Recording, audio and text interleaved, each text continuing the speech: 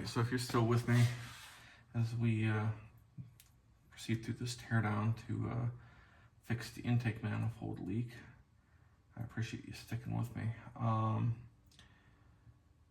So on this video, what we're going to do is basically remove the fan and not completely remove the alternator, but I'm going to take the retention bracket and the tensioner bracket. We're going to take that off as well. The drive belts are going to come off also. As it currently stands, there's still tension on those belts, and I did that on purpose. First step here is actually going to be to break the torque on the 4 bolts that are holding the fan in place. As you notice, I have a, let's see, there we go. I've got a clutch fan here, and that setup is actually off of, I believe it's a 400. It might be a 351 modified, but it's basically off of another dent side truck from the later models, the 78, 79, somewhere in there. I went with that for a little bit more cooling power. The original fan had 4 blades. This thing has 7. And with the clutch, it actually disengages when the fan's not needed. So kind of gives you a little bit of power back as well. So, sorry, the bottom bolt here is just a little harder to access, but we've got it. So, got that. Those 4 bolts are now released. What I was getting at though with the clutch fan, basically it's the easiest thing to do is just let the engine hold the pulley and everything in place, keep it from turning, and just break the torque and then go from there. I could do something hokey like stick a screwdriver or something like that in the pulley there, but prefer not doing that. Don't want to mar things up. So from there, next step, I've got to release on the pin, the stud, whatever you want to call that, where the alternator slides onto. I am basically just letting the torque off that, and then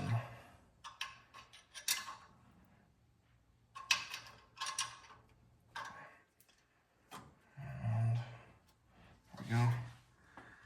And now I'm going to release the torque off the bolt that goes to the tensioner bracket that holds the alternator in place with the tension on the belt there. This is actually a little bit easier to see what you're doing from underneath, but for the purpose of the video, just kind of do it from up above. Okay, so torque is released. Okay.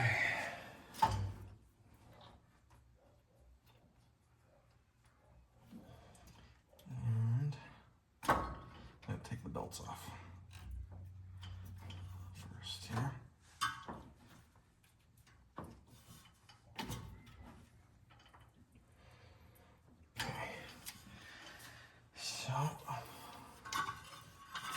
Belts off.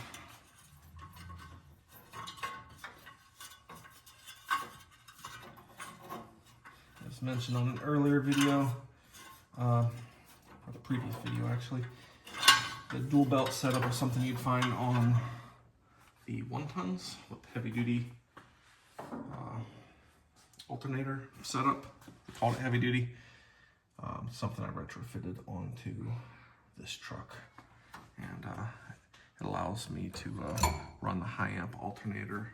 I believe it's a Power Master or something like that, but it's a 1-wire alternator, internally regulated, and that's all the power I'm going to need.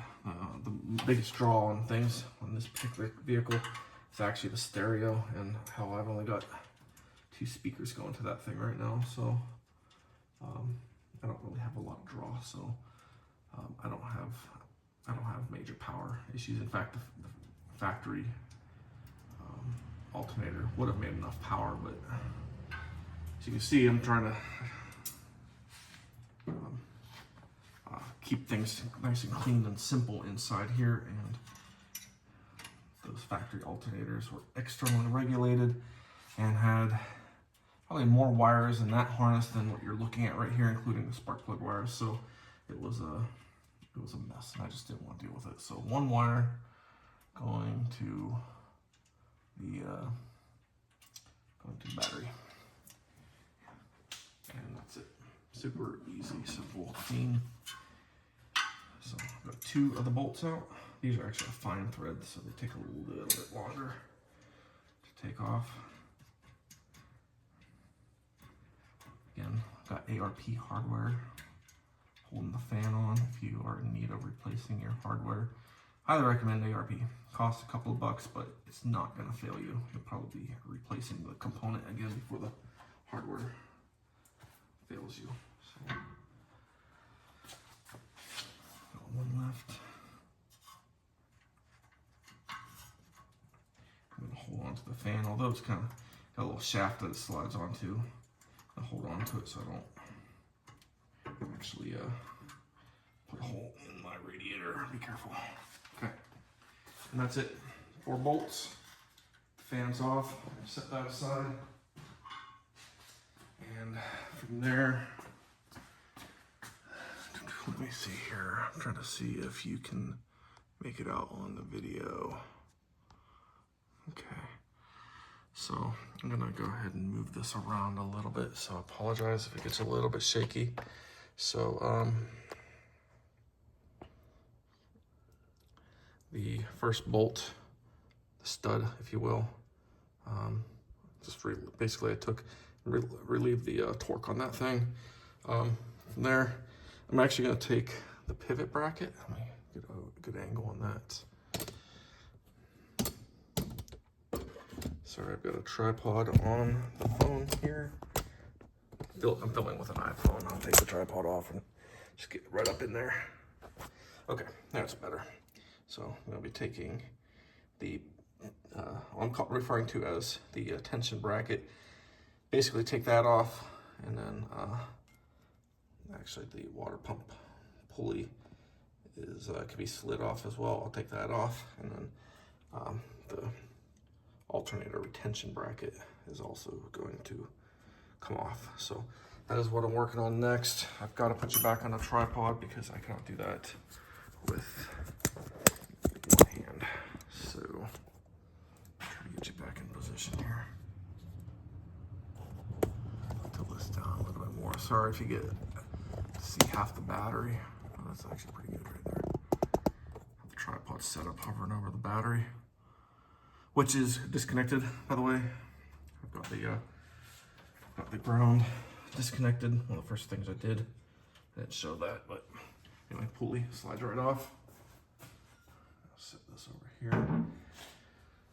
And from there, I'll actually take this nut off here because that bracket's got to come completely off. In order to slide the water pump off. So, for what it's worth, the stud, if you will, the alternator stud, that was actually custom made also. I took the original stud, took it to the machine shop, had them put a piece of stainless in a lathe, and they machined it down to 7/16 and cut threads on either end, and there we go. You probably recognize that stainless spacer there, which I also had the original simply remade. And the original was actually getting a little bit mushroomed out, if you will. That needed replaced anyway. So figure I had the spacers on the other side of the engine, and I'll just make them all match. So that's what we ended up doing. Okay, so that's loose. I am gonna take the bolt out of the bottom of the alternator here. I could probably just let this thing, actually, you know what I think I'll do is I'm just gonna let this thing dangle on the alternator. I don't think I need to completely completely remove the bracket. Nope.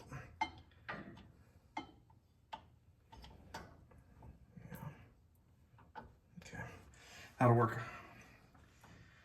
So we'll go with that. Minimal tear down. It's always good advice.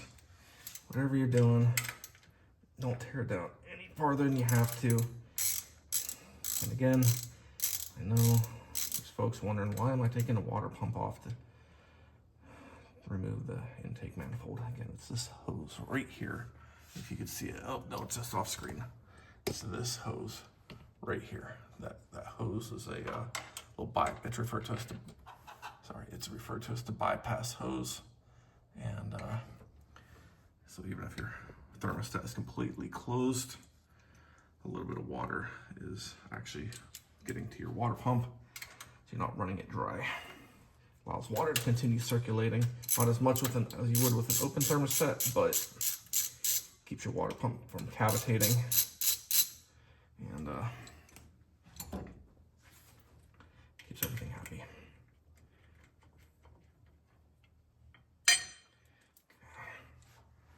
One more bolt, and then we will have the alternator brackets removed as far as necessary. So I'll take this one and set it aside as well. So there you have it. Fan, alternator, pretty straightforward. But fan and the alternator are now removed to the fullest extent necessary for this job. And on to the next video, where I think I'll probably just start removing some hoses, and then finally the water pump itself. So appreciate you staying with me, and I hope you're getting something out of this. Thank you.